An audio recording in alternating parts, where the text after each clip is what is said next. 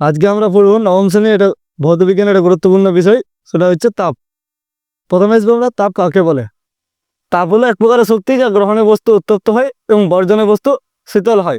সহজ বস্তু, সহজ জিনিস একদম, ঠিক আছে। সেই বইয়ের ভাষা প্রথমে রেখে নিজের ভাষায় আমার জিনিসটা বুঝতে হবে, তারপরে আমি যাবো বইয়ের ভাষাতে, তাহলে আমার বুঝতে সহজ হবে, এমনকি মনেও থাকবে। এটা হচ্ছে ভৌতবিজ্ঞান পড়ার উপায়। তাহলে কি হচ্ছে, তাপ হলো এক প্রকারের শক্তি যা গ্রহণে বস্তু উত্তপ্ত হয় এবং বর্জনে বস্তু শীতল হয়। তাহলে আমি লিখবো আমাদের পড়ার কি কি আছে। প্রথমে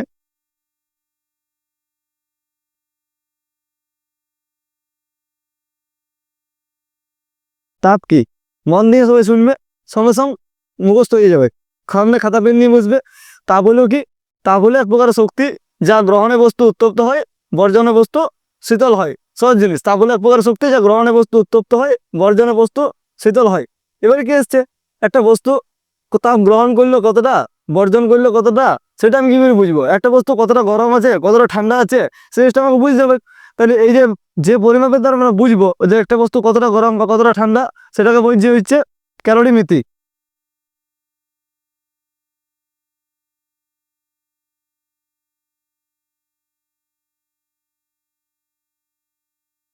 ক্যালোরিমিতি, তাহলে ক্যালোরিমিতি কি, কোনো বস্তু কতটা তাপ গ্রহণ করছে বা কতটা তাপ বর্জন করছে, সেটাকে বলছে ক্যালোরিমিতি। এবার হচ্ছে, এবারে নেক্সট আসছে আপেক্ষিক তাপ। আপেক্ষিক তাপ কি,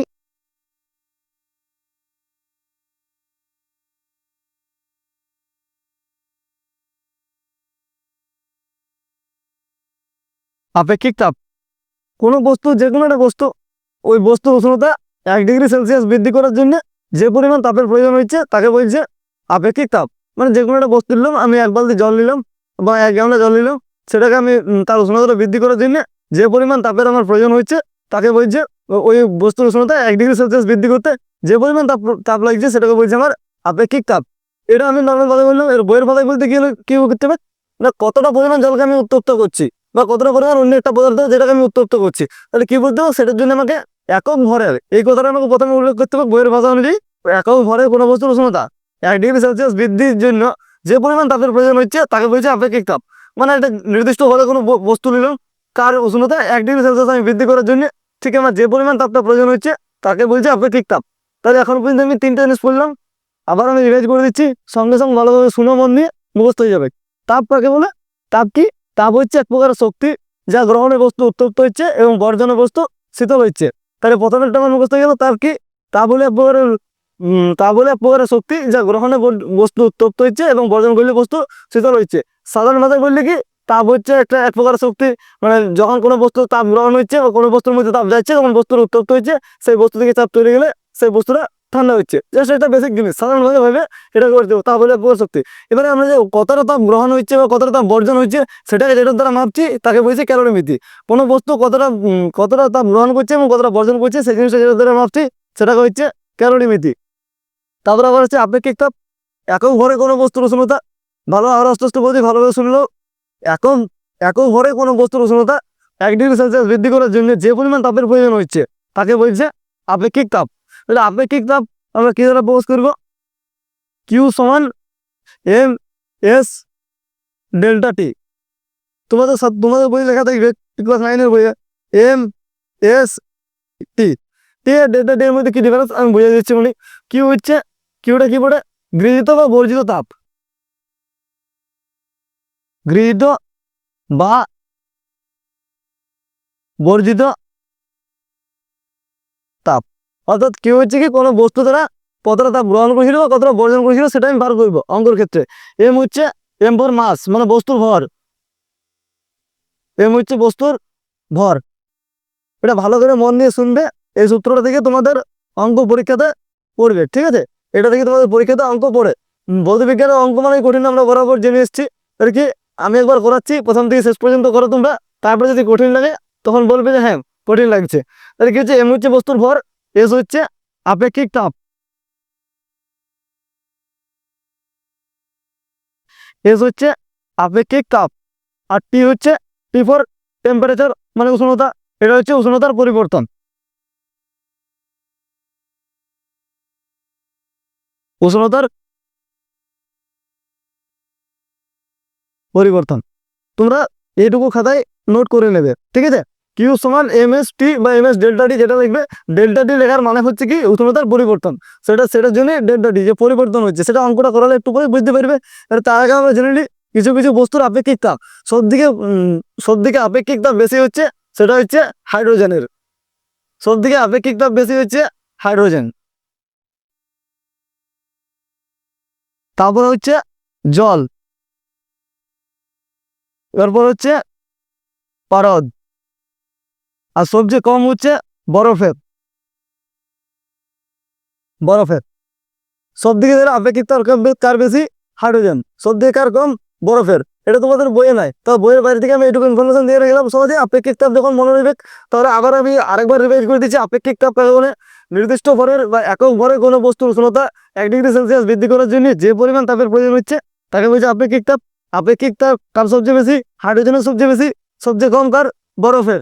আর মাঝে আছে জলের বরফ। ঠিক এইটুকু কোশ্চেন বই বাংলায় জানিয়ে রাখলাম সাধারণ নলেজের জন্য, যে আমি যেটা পড়ছি সেটা সম্পূর্ণ জানা দরকার। ঠিক আছে, এবার কি হচ্ছে যে এখানের মধ্যে আমাকে দুটো জিনিস মনে রাখতে হবে। জলের আপেক্ষিক তাপ হচ্ছে 1।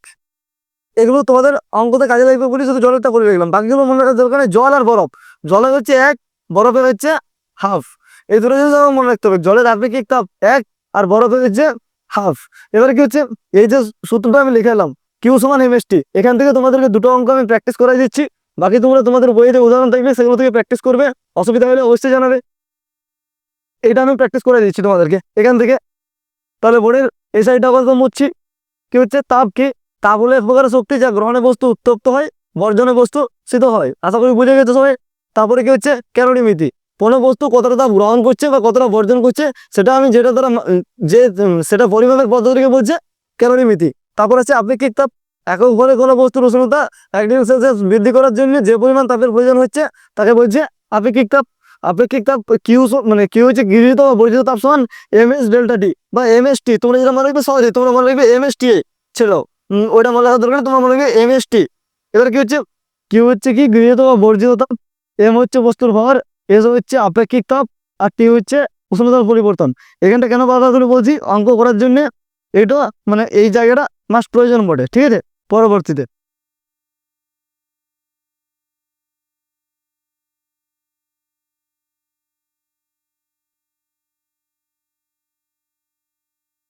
তাহলে যে কোনো একটা অঙ্ক, 40 গ্রাম ভরের কোনো বস্তুর উষ্ণতা, আমি একটা অঙ্ক যে কোনো আমি নিজের মন থেকে দিচ্ছি।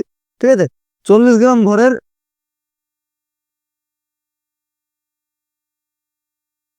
40 গ্রাম ভরের জলের উষ্ণতা,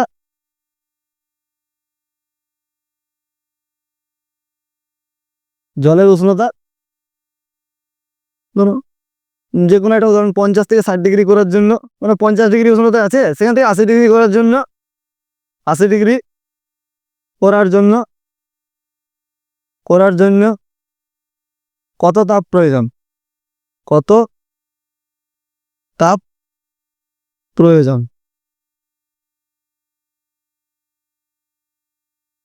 তার সূত্রটা তখন কি হলাম, কিউ সমান এম এস টি।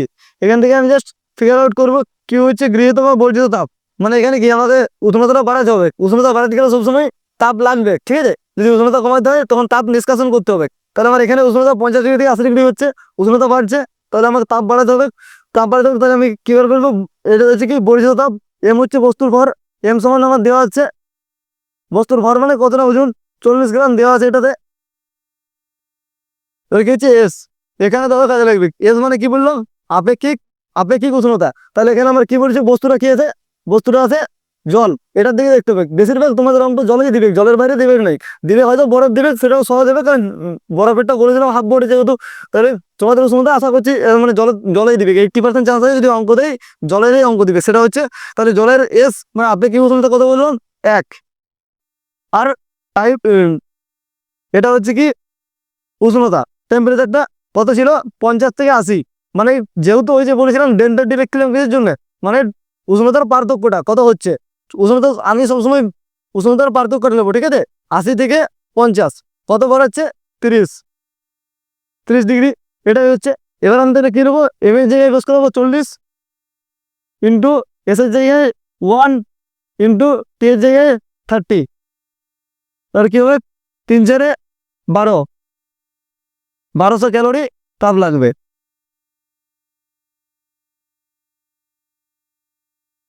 আশা করি সবাই বুঝতে পেরেছো। না বুঝতে পারলে আরেকবার বলছি, 40 গ্রাম ঘরে জলের উষ্ণতা 50 থেকে 80 ডিগ্রি সেলসিয়াস করার জন্য, 80 ডিগ্রি যে কোনো সেলসিয়াস বা ফারেনহাইট ওর জন্য কোনো নাই পাওয়ার জন্য কত তাপ লাগবে বা কত তাপ প্রয়োজন। আমি কি বললাম, কি গৃহীত বা বর্জিত তাপ সমান এমএসটি, একটু আগে লেখালাম যেখানে আপেক্ষিক তাপ লেখাছিলাম সেখানে। তাহলে কি হচ্ছে, 40 গ্রাম বস্তুর ওজনটা দিলাম এমটা, এস কি জলের আপেক্ষিক তাপ 1 আমি বলে দিলাম, আর টি হচ্ছে কি উষ্ণতার পার্থক্যটা। তাহলে 80 থেকে 50, 30 ডিগ্রি হচ্ছে পার্থক্য। তাহলে এমএসটি, এই তিনটে নামে গুণফল হচ্ছে 1200 ক্যালোরি তাপ। ঠিক আছে, আশা করি বুঝতে পেরেছ। আরেকটা অঙ্ক করাচ্ছি।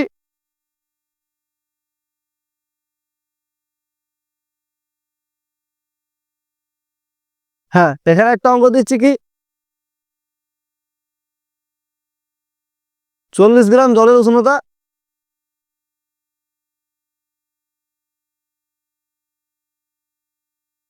উষ্ণতা 50 ডিগ্রি থেকে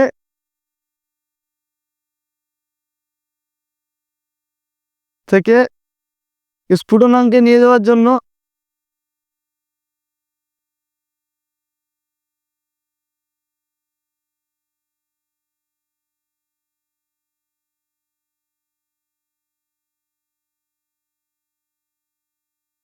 জন্য কত তাপ প্রয়োজন।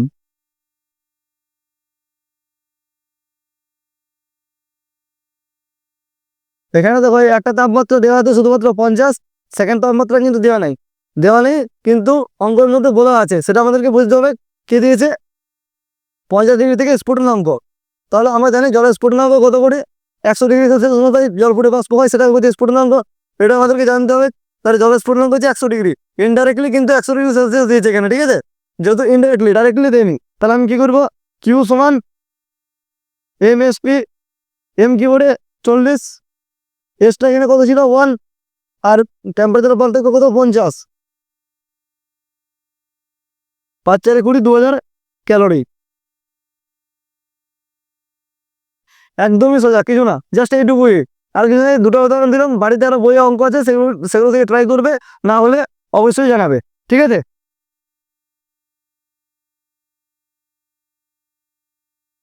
তাহলে পরবর্তী টপিক তোমাদের থাকবে পরের দিনে। ক্লাসগুলো ছোটো ছোটোই করছি, একসাথে বড় বড় ক্লাস হলে বুঝতে অসুবিধা হবে। আর যেহেতু মানে ওটা অঙ্ক ছিল, মানে অঙ্ক আছে, তো প্রথম দিনে এটা ট্রাই করো বাড়িতে।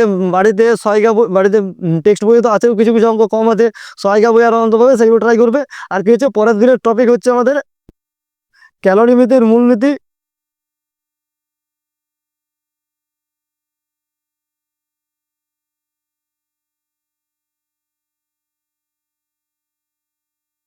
ক্যালোরিমিতির মূলনীতি এবং লিন তাপ, এই দুটো পরের দিন খুব সুন্দর করে করাবো। সবাই মানে এই ভিডিওটা দেখে কেমন লাগলো জানাবে। ধন্যবাদ।